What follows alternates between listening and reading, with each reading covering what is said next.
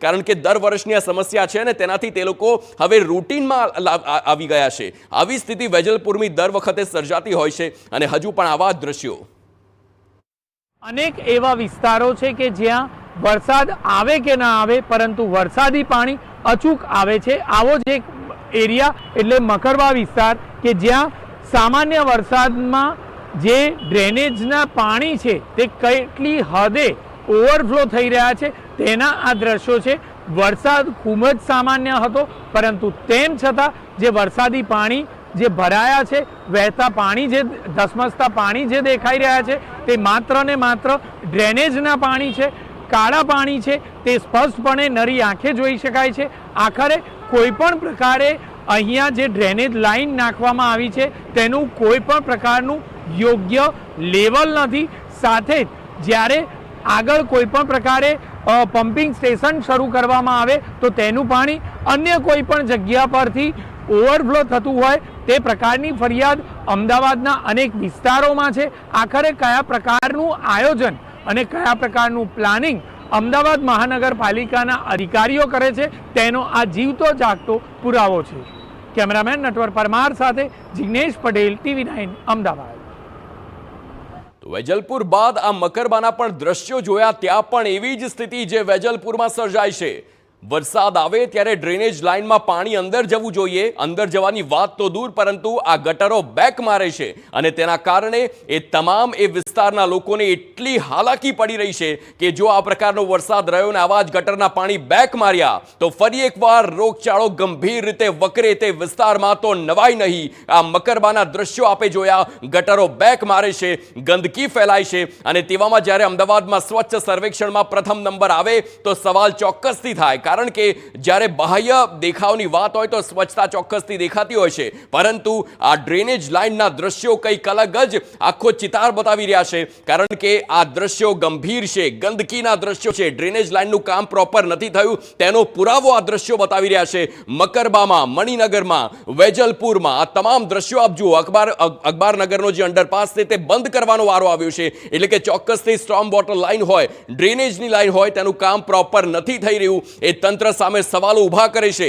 હજી લગભગ 1 થી 1.5 કલાકનો જ સમય થયો છે। 11, સાડા 11ની વચ્ચેનો સમય હતો જે અમદાવાદમાં વરસાદ આવવાની શરૂઆત થઈ। લોકો ખુશ હતા કે આ વરસાદ લાંબા સમય બાદ આવ્યો છે, એ વરસાદ માણવા લોકો પોતાના ઘરની બહાર નીકળ્યા હતા પરંતુ હવે એ જ લોકો હાલાકી ભોગવી રહ્યા છે। તેમને નહોતી ખબર, તેમને ક્યાંક ને ક્યાંક અમદાવાદના તંત્ર પર વિશ્વાસ હતો કે જો આ વરસાદ આવ્યો છે તો મજા તો આવી રહી છે, પાણી નહીં ભરાય તેવો ક્યાંક ને ક્યાંક વિશ્વાસ, પરંતુ અમદાવાદનું આ તંત્ર તેણે ફરી એકવાર વિશ્વાસઘાત કર્યો છે। વારંવાર એકની એક વાત કરવા છતાં પણ હજુ પણ પાણી નથી ઓસરી રહ્યા અને આ પહેલા પણ જ્યારે વરસાદ આવતા હતા ત્યારે TV9 એવા અનેક અહેવાલ બતાવ્યા છે કે વરસાદ બંધ થયે 24 કલાક થઈ ગયા હોય પરંતુ સોસાયટીઓમાંથી પાણી ન ઓસરતા હોય એ જ તંત્રની કામગીરીનો રિપોર્ટ આપી રહ્યા છે। કારણ કે આ પ્રકારનો વરસાદ દર વર્ષે વરસે છે। આ વરસાદ જો વરસતો હોય દર વર્ષે તેમ છતાં કામગીરી કેમ નથી કરવામાં આવતી? કરોડો રૂપિયા પ્રી મોન્સૂન કામગીરીના નામે ખર્ચવામાં આવે છે, ટેક્સ વસૂલવામાં આવે છે, તેમ છતાં પણ કામ નથી થઈ રહ્યું અને તેના જ આ દ્રશ્યો છે કે 1 થી 1.5 કલાકનો વરસાદ અને તેવામાં પાણી ભરાઈ જાય છે।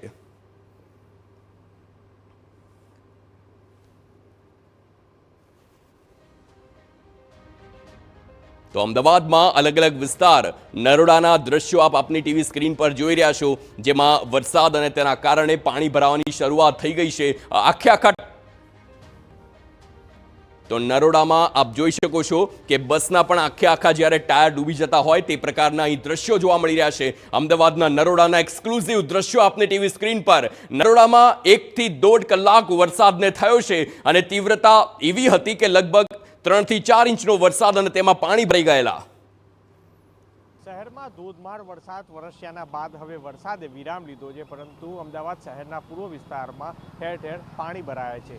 અમદાવાદના નરોડા વિસ્તાર કે જ્યાં આગળ આ નરોડા ગામ જવાનો જે રસ્તો છે ત્યાં આગળ જોઈ શકાય છે કે જે પાણી ભરાયા છે, કે જે લક્ઝરી બસ જ્યાં પાર્ક થયેલી છે તે પણ તેના ટાયર સુધીના તમામ છે તે ડૂબી ગયા છે અને અહીંથી લોકો પસાર થવાનું ટાળી રહ્યા છે। દ્રશ્યો જોઈ શકાય છે કે અત્યારે હાલ વરસાદના વિરામ બાદ પણ અહીં નરોડા વિસ્તાર કે જ્યાં નરોડાના ગામ જવાનો જે આ રસ્તો છે 4 રસ્તાથી ત્યાં આગળ અત્યારે હાલ આ પાણી ભરાઈ ગયા છે અને જેના કારણે લોકો અહીંથી અવરજવર પર બંધ કરી અને ગોળ ફરીને આવી રહ્યા છે। ત્યારે અમદાવાદ શહેરમાં આ સ્થિતિ કે જે પૂર્વ વિસ્તારમાં સામાન્ય જોવા મળતી હોય છે કે જે સામાન્ય વરસાદ હોય છે અને તેવામાં પણ પાણી જે છે તે ભરાઈ જતા હોય છે। આ જ રીતના નીચાણવાળા વિસ્તારોમાં અત્યારે હાલ પાણી ભરાયા છે અને લોકોને ભારે સમસ્યાનો સામનો કરવો પડી રહ્યો છે।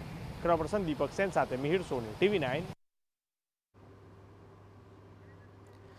તો નરોડા બાદ હવે આ મણિનગરની સ્થિતિ જુઓ। વરસાદ અતિ તીવ્રતા સાથે જોવા મળી રહ્યો છે। મણિનગર વિસ્તારમાં ધોધમાર વરસાદ છે અને આ વરસાદ કેટલાક માટે ખુશી તો લાવી છે, પરંતુ ચિંતાનો વિષય પણ આ વરસાદ બન્યો છે। આપ આ દ્રશ્યોમાં જોઈ શકો છો કે રસ્તા પર વચ્ચે વચ્ચ ક્યાંક બાંધકામ થતું હોય અને તેની વચ્ચે આ વરસાદ આવે તો એ તમામ સ્થાનિકોને ચિંતા એ વાતની સતાવી રહી છે કે જો આ વરસાદ હવે નહીં રોકાય તો ફરીથી એ જ ભરાયેલા પાણીમાંથી પસાર થવા મજબૂર થવું પડશે। ફરી એક વખત આપણા વાહન ખોટકાશે, ખર્ચા વધશે, નુકસાન થશે। આ તમામ ચિંતા એ લોકોને સતાવી રહી છે, કારણ કે મણિનગર વિસ્તારમાં વરસાદ રોકાવાનું નામ નથી લઈ રહ્યો, કારણ કે આગાહી જે પ્રકારની છે કે અલગ અલગ સિસ્ટમો સક્રિય થતા ગુજરાતમાં હાલ વરસાદી વાતાવરણ છે અને તેવામાં મણિનગર વિસ્તારનો જે વરસાદ જે તેની તીવ્રતા નથી ઘટી રહી। મેમ્કોની વાત કરીએ, મેમ્કોમાં 4 ઇંચ જેટલો વરસાદ હતો, પરંતુ જો અલગ અલગ વિસ્તારનું જ્યારે તે વરસાદના આંકડા આવશે ત્યારે તે પણ સામે આવશે કે અહીં પણ લગભગ 3 ઇંચ વરસાદ તો ઓછામાં ઓછો પડ્યો હશે, કારણ કે હાલ એક્સક્લુઝિવ દ્રશ્યો આપ લાઈવ મણિનગરના જોઈ રહ્યા છો। મણિનગરમાં વરસાદ હજી નથી રોકાયો, તીવ્રતા પણ નથી ઘટી અને તેવામાં પાણી ભરાવાની શરૂઆત પણ મણિનગર વિસ્તારમાં થાય છે। દર વર્ષની વાત છે, નાની ગલીઓ હોય, સાંકડી ગલીઓ હોય, ડ્રેનેજની લાઈન તો હોય છે જ, પરંતુ પાણી ભરાવાની જે સમસ્યા છે તે ઘટી નથી રહી। ડ્રેનેજમાં પાણી જવું જોઈએ તેની જગ્યાએ જ્યારે ગટરો બેક મારતી હોય છે ત્યારે વરસાદની સાથે એ ગટરના ગંદા પાણીમાંથી પણ લોકોને પસાર થવા મજબૂર બનવું પડતું હોય છે। આ દ્રશ્યો જુઓ, આ દ્રશ્યો ગટર બેક મારે છે તે વેજલપુરના દ્રશ્યો છે। આ દ્રશ્યો ખૂબ જ શરમજનક કહેવાય। એએમસીની કામગીરી પર એક કાળો ટીકો સમાન છે આ દ્રશ્યો, કારણ કે દર વર્ષે વેજલપુરમાં એક પરંપરા છે, જો વેજલપુરમાં પાણી નથી ભરાયેલા એટલે એમ કહેવાય કે અમદાવાદમાં વરસાદ જ નથી પડ્યો। આ એક પરંપરા જ કહી શકાય, એક કટાક્ષ એએમસી પર છે, કારણ કે વેજલપુરની જો સમસ્યા